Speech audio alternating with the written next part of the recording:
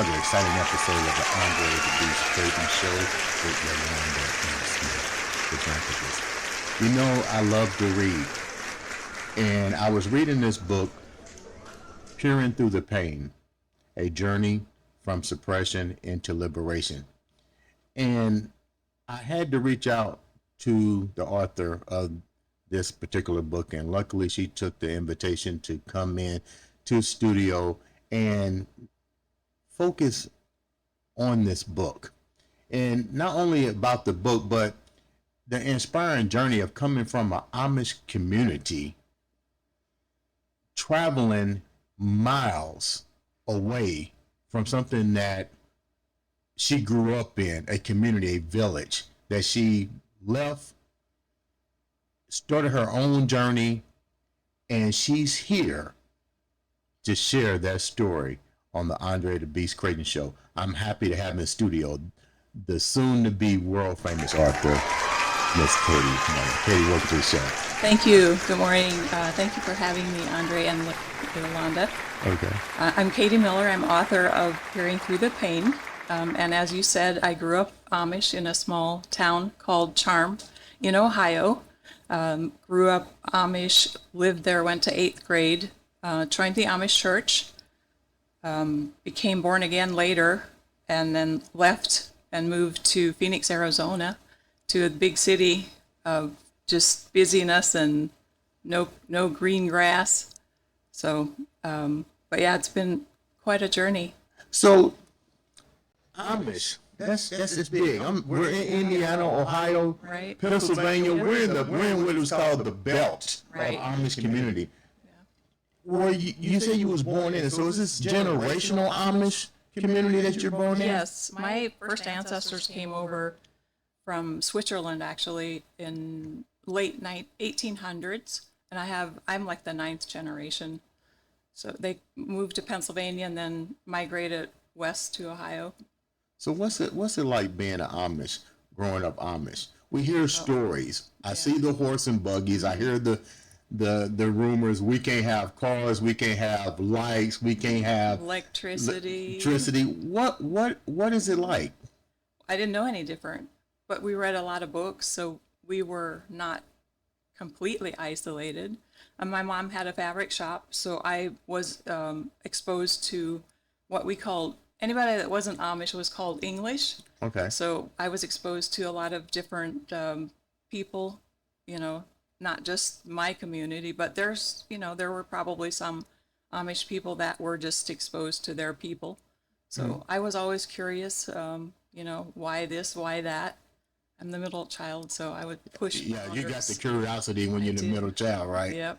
So you have a brother and sister? I have an older brother and a younger sister. How do they feel? What was it like with them? Did you guys ever sit around and see, you had interactions with individuals that came and bought your products, goods and services, and I'm pretty sure some of us are able to come into the community and trade or buy goods and services. Were there ever any questions among the siblings? The different lifestyles that was coming in versus you guys' lifestyle? I'm pretty sure they walked in with cell phones and music, and you guys was like, what is that? Yeah, like I said, we had no electricity. We had running water. There's some Amish that don't even have running water in the house. Really? No toilets, so you know what that means. Outhouse? Outhouse. Thankfully, we had a toilet, shower. We still had what we thought were modern conveniences. Obviously no cell phone, and we had to use the neighbor's phone, which was an old rotary dial phone and stuff. So did you guys ever sit down and communicate amongst each other about the world? Let's call it what it is, the world. You got to have some curiosity. You're young. Well, we saw vehicles go by, but you grow up without them. You go with horse and buggy or bicycle. When those were allowed, those weren't even allowed at one time. So, they do let their people have more and more things. But I don't know, we read a lot of books, so we read of other parts of the world and other cultures and stuff. But I don't know that we ever really, as siblings, my sister's 8 years younger, so she and I never would have, but my brother and I don't know, I'm sure we were like curious about a radio. I know he bought one at like before he was 16. 16 is kind of the age where you can, they let you try the worldly things, but he got one at age 15, and then the volume button got messed up, so he took it to get it repaired, and the guy put it on backwards, so when you turn it on, it was really loud. So we were always afraid our parents would hear Right. the radio, so we had to, kind of keep stuff hidden in the closet. So you mentioned, I saw the reality show. How much truth to that is it? I'm sure there is a lot that's not truth. I mean, it has to be, it's written, it's a script, so you have to follow what. But you said that you guys are able to purge, to go out, and give the viewers a little bit about what that means for an Amish. So when you turn 16, you're allowed to do your Rumspringa years. You go sow your wild oats because they want all of that out of your system. Then they expect you to come back and join the Amish church, and then there's nothing like that anymore. So I got my driver's license. I never had a car, but my brother got a car. I drove his car. I got my hair cut. I had it long enough to keep it up in a bun, keep it covered with the white Is it against the covering. law to cut your? It is. Yeah, okay. It is. Yeah, I got my ears pierced. Is that against the law? Oh, goodness. There's a lot of things against the law in the Yes. Amish community. Then. Yes. Yeah. But I had to, it's so funny because you have to have the studs in for like 2 weeks, to keep the hole. So I would wear a scarf to try to keep them covered so that I could still work in the fabric shop. I'm sure my mom saw them, but. Yeah, but if you're able to go out and, let's call it what it is, sow your oats, act Right. crazy, does it really matter that you went out and got this done? Well, I was always, like I said, pushing the boundaries and Okay. challenging everybody. So I was the rebel kind of Okay. yeah, I wore jeans and went to movies and, got drunk, and thankfully I didn't get into drugs, which is unfortunately among the Amish kids too, or was back in the day. So you go out and what did you learn when you did this? What was the difference? And all of a sudden you're out and you're being wild. You see in the world. Evidently, they allow you to do this. What's the reason for allowing you to do this? If they're trying to keep you in the community, is there a method in this? I think that they just want you to get that out of your system so that you don't leave later on when you join the Amish church, that you don't want that. But I don't know. I think sometimes if you had a car later on, you're like, oh, man, car's a lot faster than a horse and buggy. So got that right. yeah, I want a car, 600 horsepower is a lot better than 1 horsepower. Absolutely. So which direction did you take? What did you learn when you went out for that trial run at 16 years old? Well, I liked all the modern conveniences. I liked the movies, and I liked my haircut. I liked wearing jeans. Really? Yeah. But then I met my husband-to-be at a bar, and he had a car. And then we talked about whether we wanted to just leave at that point and not go back. But he was from, there's 7 kids in his family. He was the middle child as well. And he would have been the first one to leave. So he said, I can't do that to my mom. His mom was really straight. She was, you can't hurt mom. You can't disappoint mom. So you got to stay Amish. Mm-hmm. So he sold the car, and we got horse and buggy and joined the church. And then a year later, we got married. And then we had two kids, 2 boys. And then 10 years later, he wanted a car. And I'm like, I can't leave for just a car because you get shunned, excommunicated. They talk about you. Let's go. Let's hold that thought for a minute. Okay. So you're going to church, and all of a sudden, you want to change your life, and they go, we're gonna talk about you. Mm-hmm. We don't want to have. when you say excommunicate, so if you decide to leave, Mm-hmm. and this is your family and your friends, Mm-hmm. generations of Amish community, you can't come back. You can, but you probably get treated worse. Almost, you get you're kind of like an outcast when you come back. When you leave, and you can't make it in the world because most of them have an eighth grade education. So, what are you supposed to do except just manual labor somewhere? You don't have a mechanic. You work on the farm or you work in the wood shop. So you have to make sure that you can support your family. And you're a female, so you're not working in the wood shop. No, I'm You're not. not a mechanic. You're not. What is your job when you're a female in an Amish You're community? a housewife. Milking. Well, yeah, you do that too if you live on a My name farm. is Izakiah. Do you need any horseshoeing or? Right. Well, not for women. No, they clean the house. They keep the house in. So they order. make it where basically you don't have the ability to go out there into the new world to fit in anyway. Right. Because you don't know any. You're just a housewife. So you Raise guys kids. decided to make the journey, but you have no skills. Eighth grade education. What's his educational grade? My husband's. Yeah. He was eighth grade as well. He worked at a wood shop. How do you guys navigate? Tell me what happened when you decided to leave, and why did you decide to leave? That's a two-part question.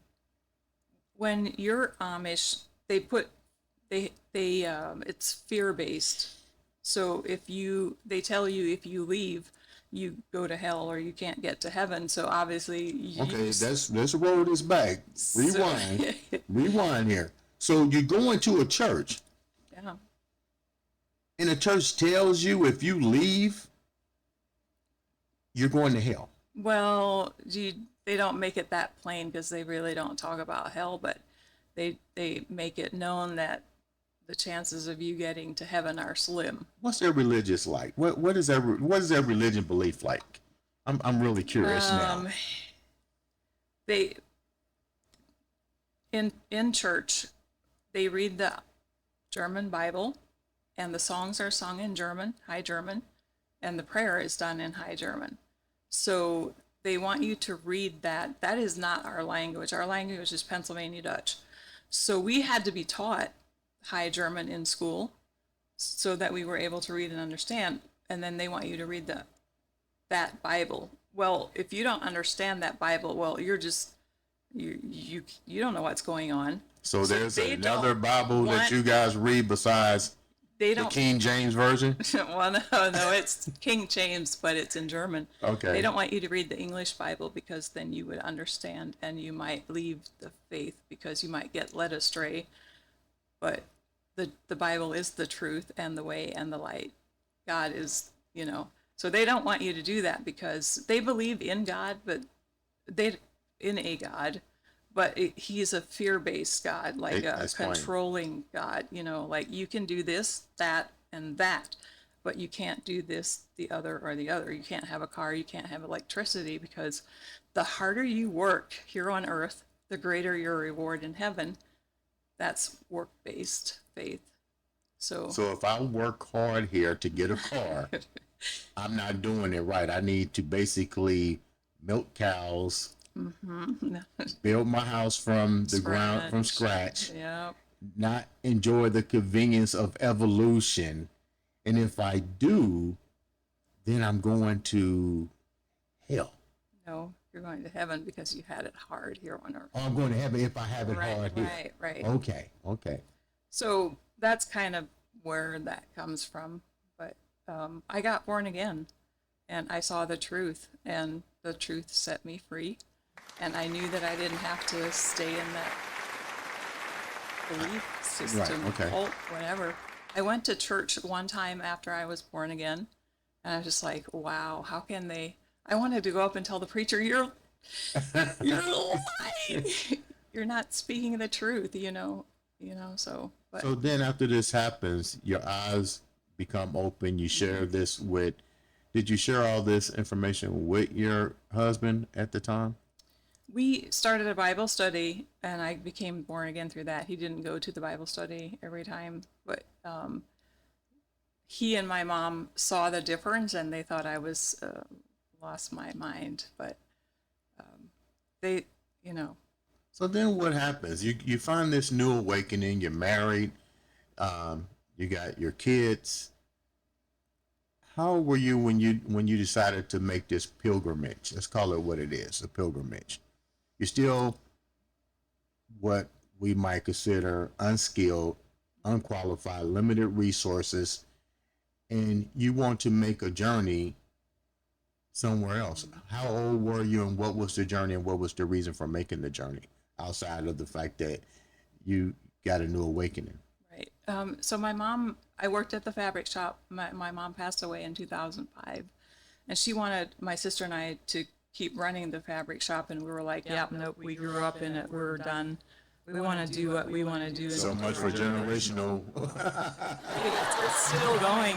Okay. It's 58 years old. Okay. But I wanted to, well, yeah, like Ohio, what else is there to do besides be a nurse if you're a female and or a male? Doesn't matter, but there's not.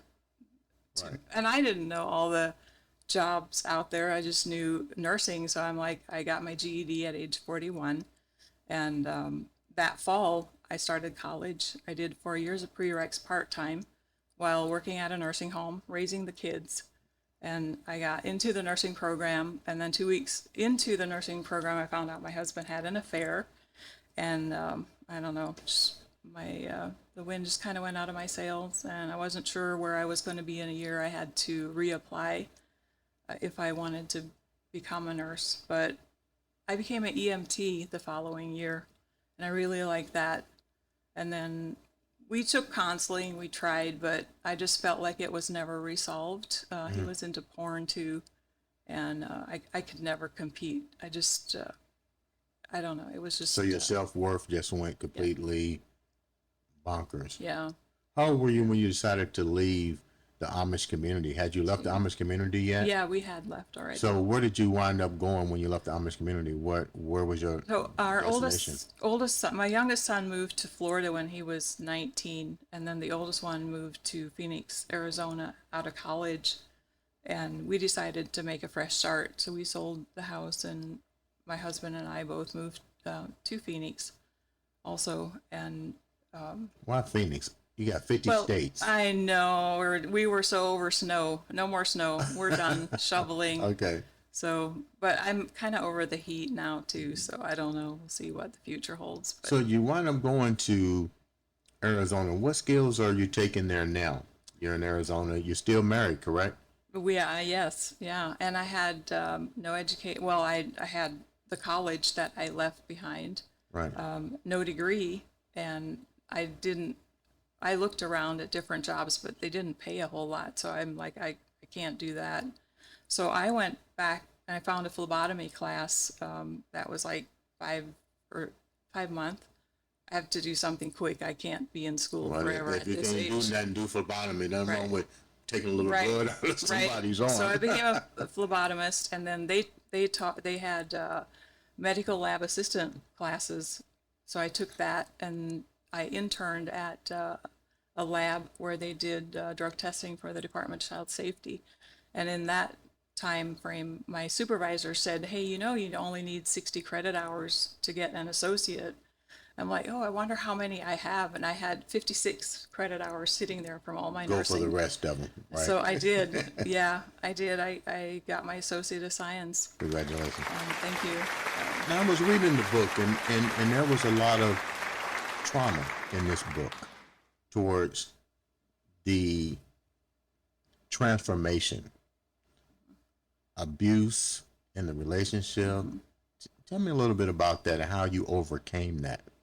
What was the signs and so forth? How did you navigate? You first of all, are you excommunicated from your family back home? So you really don't have a support system back home as well. Well, my brother and sister are no longer Amish, and my parents have passed away, but I am still excommunicated.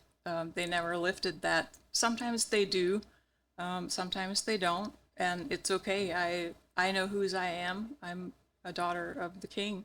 So it doesn't matter if they have that from the church, it's the Amish, it's their thing, and that's okay because I know I'm not a part of that anymore, and I know who I am. So you was talking about in the book the trauma. Let's talk about that a little bit about the abuse that you was going through with your spouse at the time. You stayed with him. You tried to make it work. You guys went to counseling. When did the abuse take place? Well, it was verbal. It was verbal abuse, and even like verbal can be.